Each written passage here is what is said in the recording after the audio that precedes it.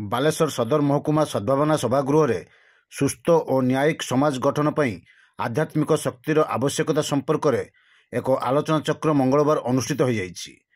प्रजापिता ब्रह्मकुमारी ईश्वरीय विश्वविद्यालय बालेश्वर आनुकूल्य रे आयोजित यह कार्यक्रम में मुख्य अतिथि भाव मध्य प्रदेश हाइकोर्टर पूर्वतन विचारपति बीके राठी, सम्मानित अतिथि भाव बालेश्वर जिला दौरा जज सत्यनारायण मिश्र, आडिशनाल सेशन जज ओपीआईडी कोर्ट विश्वजित दास, बालेश्वर बार एसोसिएशन सभापति रघुनाथ प्रधान, जातीय संयोजिका राजयोगिनी ब्रह्मकुमारी लता दीदी, बालेश्वर ब्रह्मकुमारी ईश्वरीय विश्वविद्यालय परिचालिका ब्रह्मकुमारी प्रमीला दीदी प्रमुख जोगदे सुस्थ समाज और न्यायिक समाज गठन संपर्क में आलोचना करथिले।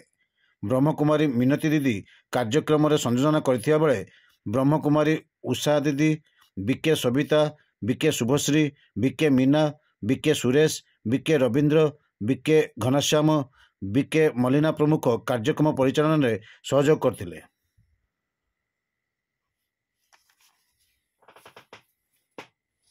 द्वारा अपने वाणी के द्वारा हमारे आए हुए मेहमानों को दीदी को अनुरोध करती हूँ, अपने वाणी के द्वारा आए हुए मेहमानों का स्वागत करेंगे। प्रमीला दीदी जी, इंचार्ज ऑफ बालेश्वर ईश्वरीय विश्वविद्यालय, मैं आपको अनुरोध करती हूँ। निराकार शिव बाबा एवं तंकर साकार माध्यम पिता श्री प्रजापिता ब्रह्मा बाबा स्मरण करी एक कार्यक्रम आरंभ करने पुष्प अर्पण करने साथे साथे आज यही कार्यक्रम सभार जे शोभा वो है हमारी स्वागतम स्वागतम स्वागतम तत्सहित आमर राजस्थान आमर लता दीदी जी की ईश्वरीय विश्वविद्यालय उपस्थित होता कारण बहुत बहुत हृदय सहित स्वागत जनाऊँगी। स्वागतम स्वागतम स्वागतम।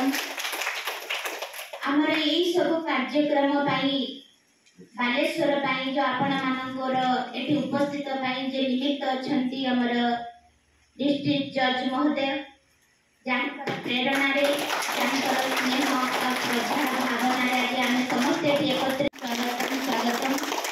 तत्सहित पार्श्वे जे बसचंती आमर विश्वजित आम समस्त को बहुत सुंदर प्रेरणा दे उमंग उत्साह दे आगे कार्यक्रम को आगे आज कार्यक्रम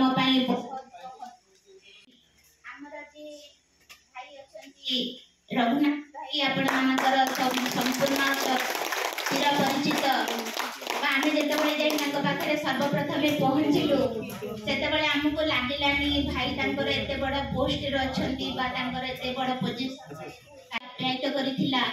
आमको एत माने आगु को ये कार्यक्रम करने हिम्मत उमंग उत्साह देता तेणु प्रेरणा और सहयोग आम समस्ते आज एठारे एकत्रित हो पारिचे। से मो रघुनाथ भाई को बहुत बहुत स्वागत जनाऊँगी। स्वागत स्वागत स्वागत।